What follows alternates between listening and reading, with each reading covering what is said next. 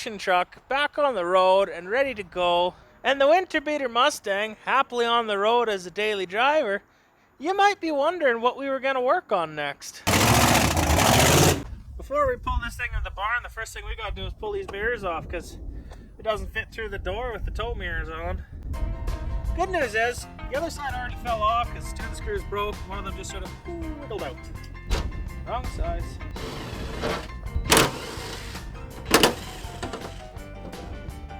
Just like that.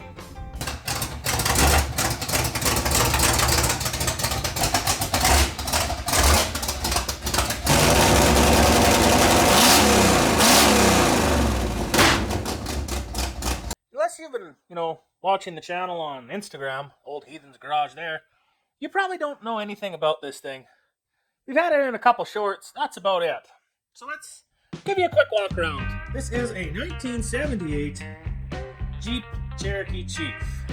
It is sitting on 31-inch tall tires, courtesy of my dear wife. She's got some patina. It used to have a fuel tank on this side, but that's been since removed. These are the wrong taillight lenses. They're actually from a Wagoneer, but they were half the money to replace these ones, so I bought those. The back window is permanently down, though the motor works. I couldn't figure out how to make the switches work, so it just stays down unless you jumper the wires. It's got a zillion stickers applied by dear nephew Sam. It has yellow fog lights that are not hooked to anything. This is of the AMC era of Jeep, which means it's got an AMC V8 and a Chev transmission. It would have had Ford ignition. If it was a few years newer, then it would have a Dodge transmission. They're just sort of a hodgepodge, It actually used to be the denim package, but the seats were really trash, so it's got some Amazon specials. It's got some of the coolest gauges ever, in my opinion. And it's got the worst, cheapest, hideousest switch panel apparently I could find. And it's got EFI. Which I suppose leads me to, we should show you under the hood. Now, it's nothing too wild. It is just the AMC 360. It's got headers, and it's got the Sniper EFI on it, and distributor. It's got an aluminum rad. There's not a whole bunch else. It's a good little package. It seems to run okay. My brother found this cool coolant overflow tank, which used to be full of motor oil, and now it's not. It's got an extra oil pressure gauge down there. It's broken. It doesn't work. So originally, we built this thing to be our drag and drive rig. We're going to Miles of Mayhem 2024. And this thing went last year, and it was awesome. It did great. It did what it was supposed to do, but it kind of had some shortcomings, let's say. I.e., it wasn't turbocharged. That's its biggest problem. So we need to fix that. And there's a host of other things that this thing needed to be like a better deal. How about I just make a list? Check this out. Truck's got its very own cardboard holder on the vent window. Just a couple clamps and it's all yours. Things we gotta do. Turbo charge. Hot piping. Intercooler. Cold piping. This one's gonna sound dumb, but it needs a center console. So we've got somewhere to set our stuff and have drinks. Road pops, I like to call them. Driver's seat's broken. Passenger seat also broke, but that's sort of a passenger problem. The camshaft in this thing makes power from 3,000 to 5,000 and nothing below and nothing above. We need a higher stall torque converter. Incidentally, the camshaft that it has in it currently is a comp cam stumper cam. So that's kind of what they do, is not make power and sound really good. That was probably my fault for picking that one, but fuel lines. They got done in a real hurry and it ain't no pretty sight. Insulation and carpet. I know that sounds, again, kind of dumb, but this thing was earplugs for 2,000 and some kilometers, and that isn't that fun. We also got to worry about the cooling system, because even though the radiator's big enough, I didn't put no fan shroud in. So it was right on the edge of being too hot all the time. It was keeping up, but only just keeping up. Okay, we already ran out of room there, so that's good. We gotta fix the spare T-case. This has an all-wheel drive quadra-track in it. They're not known for being, indestructible, so I like to keep a spare. I also need to fix spare transmission. You might notice I left a little room on that list. I got a feeling there's gonna be things that come up. Well, that extra space didn't last long, did it? Tell you what though, we got a list. We got a motivational poster that I drew for myself, like I was in kindergarten. You just gotta start somewhere. I know the exhaust has to come off. Let's start there. Probably by the axle's the best place to hold it up today.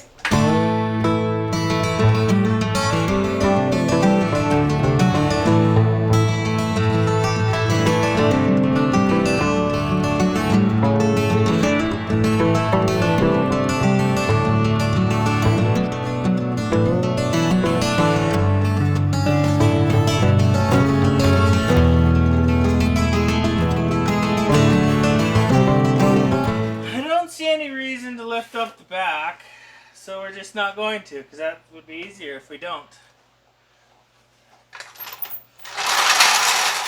Alright, let's see what we got going on here. Looks like we need a 9/16. Is that a water leak? It is. We have a little coolant leak. That's gotten a little hot and heavy. We got that to deal with. We'll get it figured out eventually. We need a 7/8 to get the O2 sensor out. Need some sort of cutters to get the wiring off. Need a 9/16 to get the exhaust unbolted. 9/16 there too. Back here. Need a 9/16. 9/16 on this one. 9/16 back here. Looks like a 9/16 on the bracket. Boy, that looks like it would have been a fire. You should see that up close.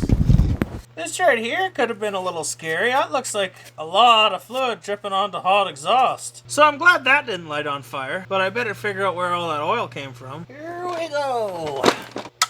Clip, clip, done, done. The good news is the O2 sensor wiring's from Holly.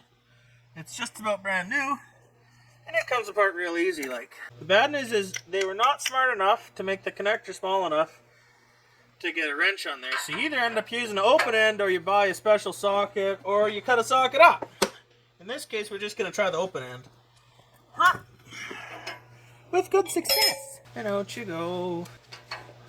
For how good this thing is running, that is astonishingly fouled up. But that's what you get when you've got an exhaust leak in front of it. See, what happens is you get fresh air introduced into the exhaust pipe, and that sort of like it succulates. No, that's not the right word. So what happens when you've got an exhaust leak that's in front of the O2 sensor, like the upstream size, as the exhaust sort of pulses by, it draws a certain amount of fresh air in as well as exhaust out, and your O2 sensor does a reading that makes it thinks it's really lean, but it's not. So then it dumps more fuel in, and it's not a good scene. What we're gonna do this year is A, we're gonna get rid of those silly flange gaskets, and B, we're gonna put two different spots in on each bank so that if we have a problem, we can move it to the other side. Like if we have a blown out header gasket, we can just move it to the other side and carry on. That way we don't have to worry as much, I hope. Down with the exhaust. That was really loose. Oh, the gasket's completely gone. How about this side? My socket go. No, don't run away. I need an extension.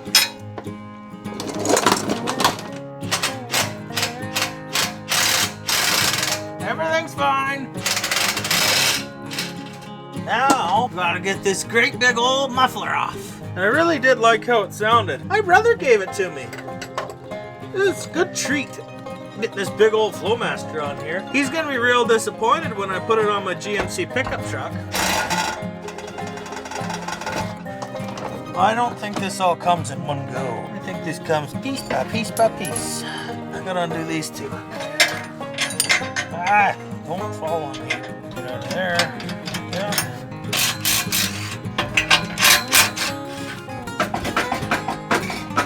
That's stuck, isn't it?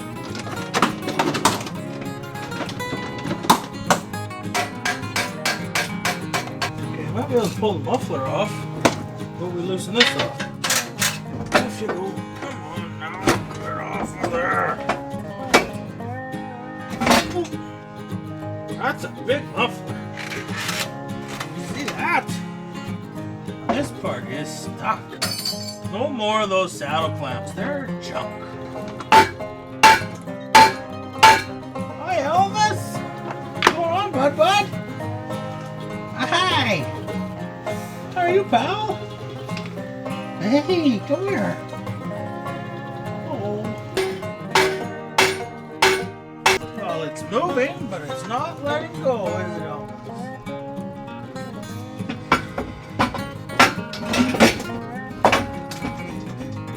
We're not reusing it anyways, Ethan. Just cut it.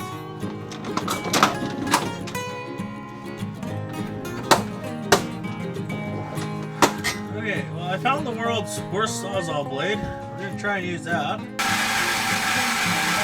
Oh, I better not hit that wiring harness right there. That'd be disappointing. It's okay. I think I hit the fuel line first. Or the brake line. Why did I unbolt the front? I should have left the front together. Got this cut off. You know, like I worked from every direction instead of front to back or back to front. No, I worked from both directions. That was dumb. You don't get to be a guy like me by making good choices every time. Please come undone the rest of the way. Please stop being together. Who even put that back on there like that? It was me. It was me who did that. There we go. Hey! We got a thing done. Exhaust is off. Now we could pull the headers right now, and that'd be a start. But there's some figuring we gotta do. We got this. We gotta figure out where to put it, and how to get it there, and all that stuff. And that to me seems more fun than taking the headers off, so we're gonna fight with that for a while. Unfortunately, we don't have much of the exhaust pipe we need, so I don't really know how far we'll get, but we're going to look at it anyways. We're going to remove some things and figure out where we can fit that big turbo. I think it's going to be here somewhere. Hopefully under the hood instead of through the hood. Check this cool thing out. Good old Greasy Steve fitted that just before Miles of Mayhem because I forgot all about it. We didn't have no overflow tanks, so he whipped this up real quick. Well, whipped it up. He found it and put it into the Jeep, so it was pretty cool. It's frozen right now because it's water. Working in this shop has its own share of troubles. These posts get in the way. Like right now where I can't get the wheel off because it's stuck. Go up. Maybe. Oh, there we go. That isn't as stuck as I thought it was. Wheels are off. We're going to drop it back down. And we're going to try and figure out where this turbocharger is going to fit.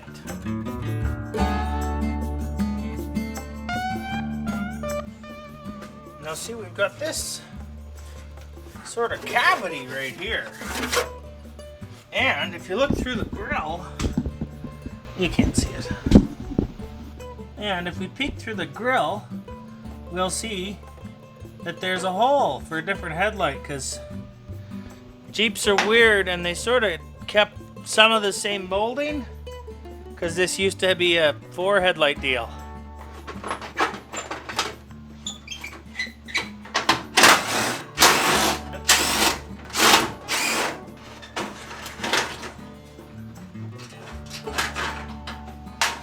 Okay, off we go with the razor grill.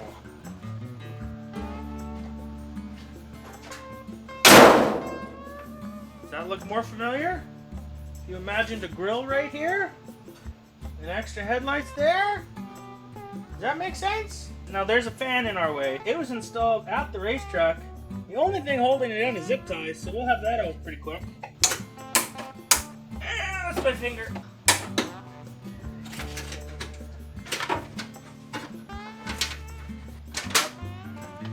Out. Boy, this thing ate a lot of grasshoppers. All kinds of beetles I don't recognize, too. Not to mention its fair share of wasps. Did the world a favor getting rid of some of them. Now, if we just use our imagination here. Trying to put that there, but down here. See this? This is going to be down here. Sort of poking through there. We're going to have to put it a long ways forward, too. Because we want this pipe to be going through here. because we've got to put this guy in there. See? If I remember right, it fits. Now, only just. Yeah. See, that's got to go there. So we got to have this sort of tucked up here and down. Well, that's going to be good. I wish I had my piping for this, but at least I can get it sort of lined up. We're just going to pull this guy back out. Oh boy. Here's a question for anybody who knows. You know how when you're welding on a vehicle, you're supposed to disconnect the batteries because you can try an ECM with voltages places they're not supposed to be? Is that true with the plasma cutter too? Because you have to ground it, and I think you use power. So is it the same deal? Somebody let me know in the comments. I did disconnect it for the record, but I'm just curious if I needed to. I'm stuck. A guy could grind this, there's no question about that. Like, you could grind it if you needed to. I'm just not going to because I have a plasma cutter at my disposal. I don't see good without my glasses on at the best of times. And these shaded ones, they're so dark that I really can't see. So, you know, this will probably go badly.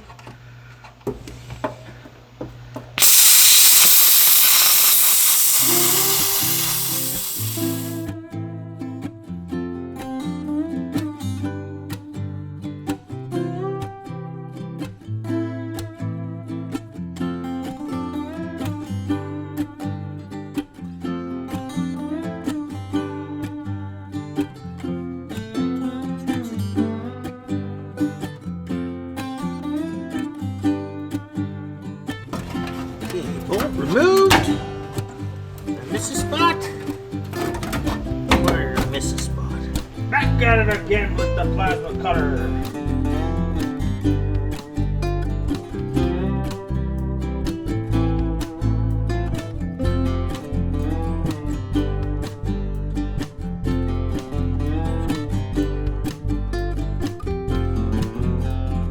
They're gonna come out.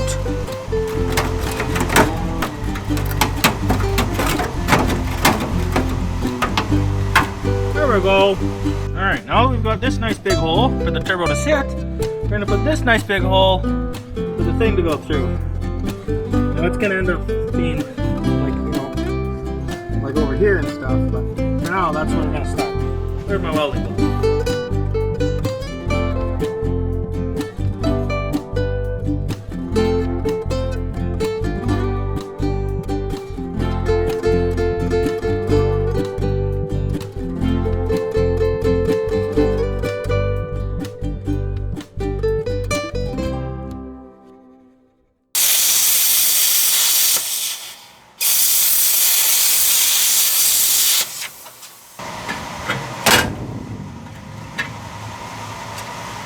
That made me really happy. I wish this thing wasn't quite so heavy. Why hasn't anybody started like a line of lightweight turbos? To get it in there, we need twice as much room as what we've got. So we're gonna have to cut out a lot more. Oh boy. Okay, well, we'll keep cutting it.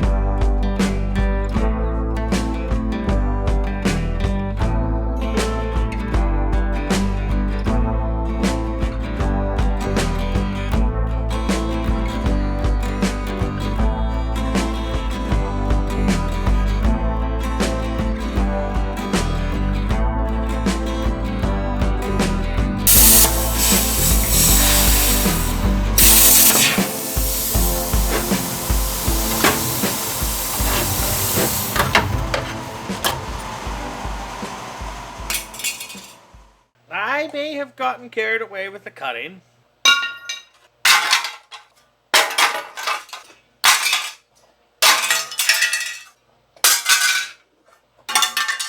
That being said, I am pretty happy with the fitment. That's pretty much where it's got to live. It's a little lower than the headlight, but I think I can get over that. Intercooler's going to live right about there. Going to have to build some brackets for him. Like, let's say I'm not short of working space in here, which is really nice to work in. Less nice to look at, but I don't know. It'll be fine. The exhaust can go sort of up and over and down, or could just go whoop, or it could go whoop. We got choices on the exhaust. And if you were yelling at the screen earlier, yeah, I did fry some of my headlight wiring. You were right.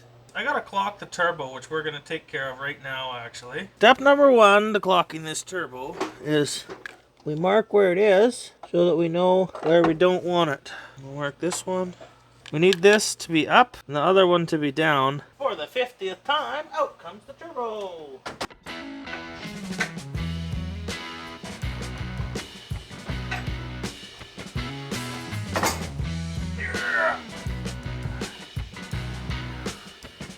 Yeah, I know, it's kind of a weird camera angle, but I want to be able to see. We want this to be top, right? And we know that this is top over here. What you're gonna do, you're gonna loosen all these guys and then turn that to top.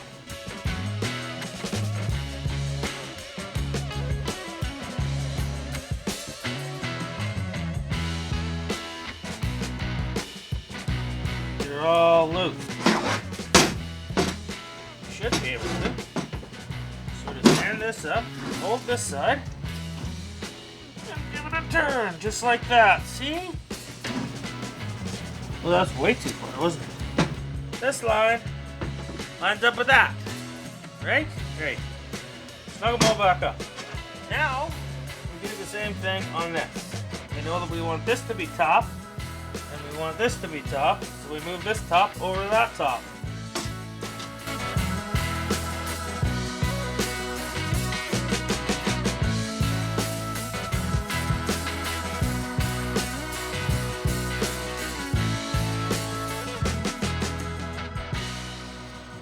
There we go. Roll this, just like that. Now that top lines up with that top. We will inevitably have to tweak this a bit at some point in time, but this is close for now at least. Okay, that's it. It's clocked. Now that we've got the oil fill port up, the exhaust down. Oh gosh.